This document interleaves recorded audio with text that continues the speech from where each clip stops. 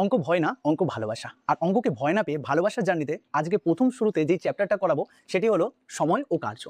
তোমরা ডাব্লিউবি বলো, RRB, SSC সমস্ত রকম এক্সামে এই সময় কার্যের একটি থেকে দুটি অঙ্ক অবশ্যই তোমরা পেয়ে যাবে। আর সেই চ্যাপ্টারই একদম বেসিক থেকে অ্যাডভান্স অবধি আমরা কমপ্লিট করব। সবার শুরুতে সময় ও কার্য এই চ্যাপ্টারে সবচেয়ে গুরুত্বপূর্ণ যে বিষয়গুলো আমাদের জানা উচিত সেগুলো আমরা দেখে নিই। সবার প্রথমে আমরা যে জিনিসটা দেখবো সেটা হচ্ছে এফিসিয়েন্সি। এফিসিয়েন্সি কি জিনিস? এফিসিয়েন্সি মানে কর্মক্ষমতা। কর্মক্ষমতা কি জিনিস বলো তো দেখি? কর্মক্ষমতা, কর্মক্ষমতা অর্থাৎ এক এক দিনে বা এক এক ঘন্টায় সময়টা যেই সমস্যায় তুলনা করা হবে সেই এক এক দিনে আমি যতটুকু কাজ করতে পারি বা যতটুকু কর্ম করতে পারি সেটাই হলো কর্মক্ষমতা। অর্থাৎ আমি ধরো তোমাকে এই পেন বানাতে দিলাম, আমি তোমাকে বললাম যে তুমি এই পেনগুলি কতগুলি বানাতে পারবে, তুমি বললে আমি প্রতিদিন দুটি করে পেন বানাতে পারবো, তাহলে সেই দুটি পার ডে হচ্ছে তোমার কর্মক্ষমতা। অর্থাৎ এক এক দিনে তুমি যতগুলো কাজ করতে পারবে বা যতটুকু কাজ করতে পারবে সেটি তোমার কর্মক্ষমতা।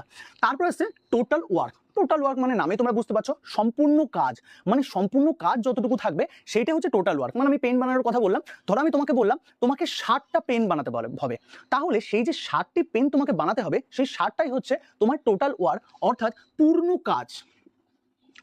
তারপর আমি চলে আসছি কি টাইমে। টাইমের ক্ষেত্রে কি, টাইম মানে হচ্ছে যে সময়, অর্থাৎ সম্পূর্ণ কাজ করতে, যে টোটাল ওয়ার্ক কাজ করতে যতটুকু টাইম লাগবে সেইটাই হচ্ছে আমার এখানে সময় বলা আছে। সেটা দিনে হতে পারে, ঘন্টায় হতে পারে, যেই টাইমটা আমার তুলনা করা থাকবে সেই সময়টাই হতে পারে। অর্থাৎ এখানে দেখো দুটি পেন প্রতিদিন বানাচ্ছে, তুমি দুটি পেন প্রতিদিন বানাতে পারছো, আর আমি তোমাকে বললাম 60টি পেন বানাতে হবে, তাহলে তোমার কতদিন টাইম লাগবে? খুব সহজ, এই যে 60কে আছে 2 দিয়ে ভাগ করতে হবে, অর্থাৎ 60/2 সমান সমান 30 দিন। মানে তুমি যদি বলো আমার এফিসিয়েন্সি 2, অর্থাৎ আমি দুটি করে পেন এক এক দিনে বানাতে পারছি, আর আমি টোটাল তোমাকে বলেছি 60টি পেন তোমাকে বানাতে হবে, তাহলে তোমার টাইম লাগবে কত? 30 দিন। ব্যাস, এইটুকু বুঝতে পেরেছো তো? এটাই হচ্ছে বেসিক, একদম সাধারণ এইটুকু জিনিস যদি তোমরা বুঝে যাও তাহলে তোমরা সময় কার্যের অর্ধেকটা জিনিস বুঝে গেছো। এবার এই সাধারণ জিনিসগুলো থেকে এবার আমরা অঙ্কতে ঢুকে যাব। তাছাড়া সবার আগে আমরা বুঝে নিই এখান থেকে কি কি জিনিস আমরা বুঝতে পারছি। সবার প্রথমে আমরা বুঝতে পারবো এফিসিয়েন্সি মানে কর্মক্ষমতা। কর্মক্ষমতা আর সময় গুণ করলে আমি সবসময় টোটাল ওয়ার্ক পাই। অর্থাৎ এখানে এফিসিয়েন্সিকে আমি কি ই লিখলাম আর টাইমকে আমি টি লিখলাম, এই দুটি গুণ করলে আমি টোটাল ওয়ার্ক পেয়ে যাব। এটা কি ঠিক লিখলাম না ভুল লিখলাম? দেখো আমি জাস্ট তোমাকে বলে দিই, ধরো আমি তোমাকে বললাম যে তুমি প্রতিদিন দুটি করে কলম বানাতে পারছো। এবার তুমি বললে যে দাদা আমি যদি প্রতিদিন দুটি করে বানাতে পারি তাহলে আমার মোট 10 দিন লাগবে।